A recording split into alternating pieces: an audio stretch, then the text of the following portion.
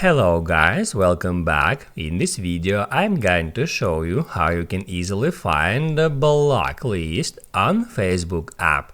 Be sure to watch the video to the very end so you don't make any mistakes, and of course do not forget to like this video and subscribe to my channel. So let's begin, and first off, open up Facebook app. Then right here tap at menu and then hit at that gear icon to open up settings.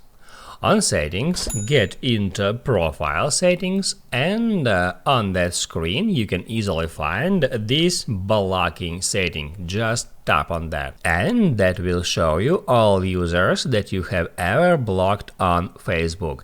And from here you can unblock any user simply by hitting at that unblock button next to user's name, and then just hit at unblock one more time to confirm it.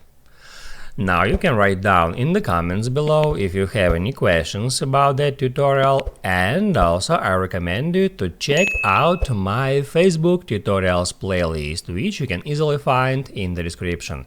Hit the like button if you liked that video, and see you in the next one.